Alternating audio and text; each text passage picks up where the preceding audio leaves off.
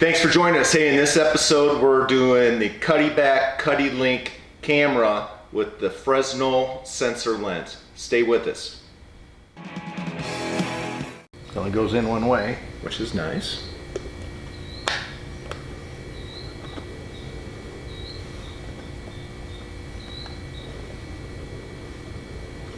Seats right in. Hey, thanks for joining Midwest Hunting and Outdoors by Two Dumbasses. Tim, it's been a while. Yeah, it's been a while. But you know, you're digging into your trail cameras and your Cuddebacks here and getting them ready to store for the off season, if you will, and then getting ready for next season. So let's talk about what you're up to. Yeah, so these Cuddeback Cuddelink cameras have these Fresnel lenses, and this is just a continuation from one of my last episodes on mid-season maintenance or end of season maintenance.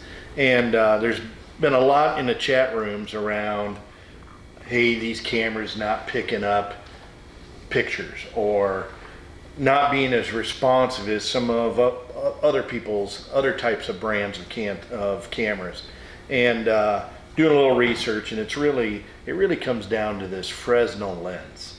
And maybe just a little bit about a Fresnel lens. This Fresnel lens is basically covers the sensor, and I'll give you a close-up picture on this in a little bit, but what its main purpose is to redirect all the light into the sensor inside the camera so that it triggers a picture, right? And particularly in low light conditions, this is pretty important. So what I have here is a couple of cameras. This is a I believe it's a J camera. This is a J series camera, and that's an L series. And this is probably 4 years old. I've never replaced the Fresnel lens and cover. And this L series is probably no more than 2 years old. And so what I thought I'd do is show these as a comparison on how these lenses kind of oxidize.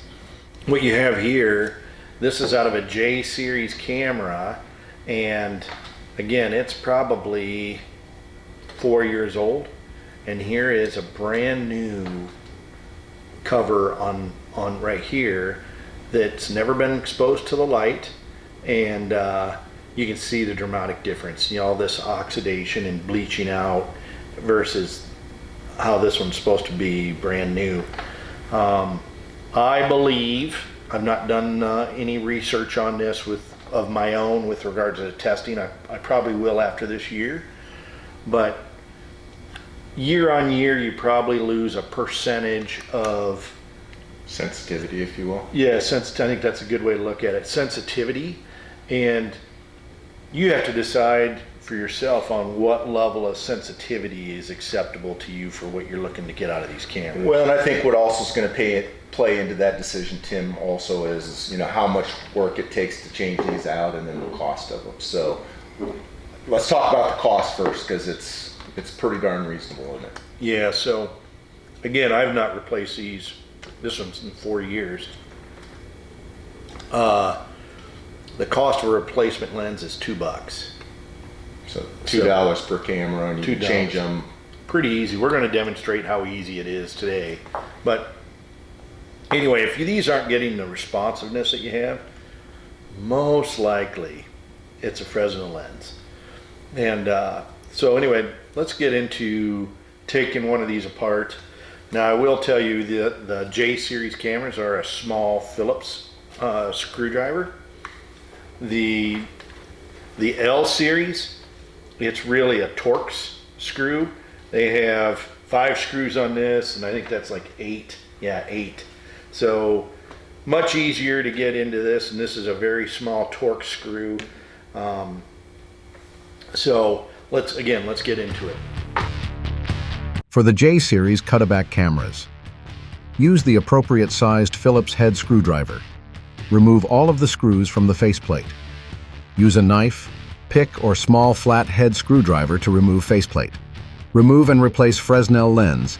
Attach faceplate and insert screw for assembly. It only goes in one way, which is nice.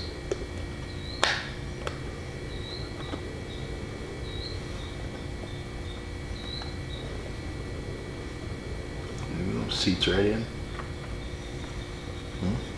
Yep.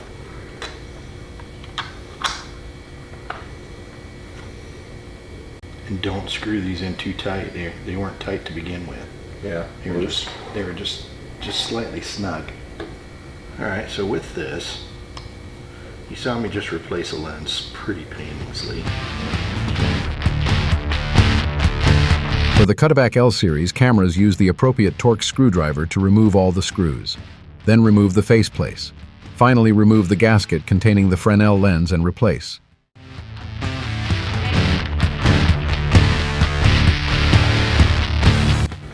Look at that. So that's a little different. Now, here's the L series. And you can see how they've actually added the conical shape that directs that light right to that sensor. That's very slick. There we go. It's gonna fit in that little crack. There, yeah, perfect. With that, I mean, you see that we've got this, I mean, it took probably less than 3-4 minutes to get that removed and then put back together. So I really love, that's one of the things I really love about these Cuddeback Cuddy-Link cameras.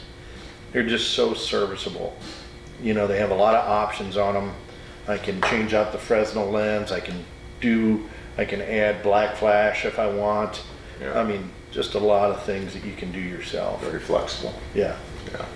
So Tim, would you say, because you've used these and you're starting to replace these sensors now, sensor covers, if someone's having a problem with, they think they're not getting all the pictures they should, or sensitivity issues, this would be the #1 thing to change out first before you would call customer service or before you do take next steps? Yeah, probably the first thing I would do is firmware.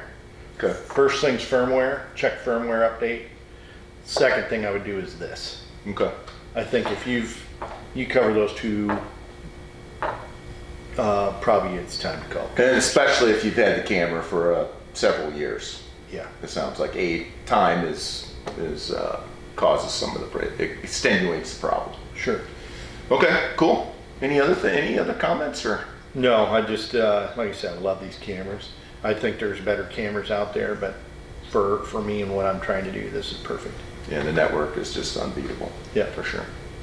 So, hey, we really appreciate your viewership. If you have any questions about this or any of our other topics, feel free to drop us a line via email or in the comments, and we'll certainly get back to you.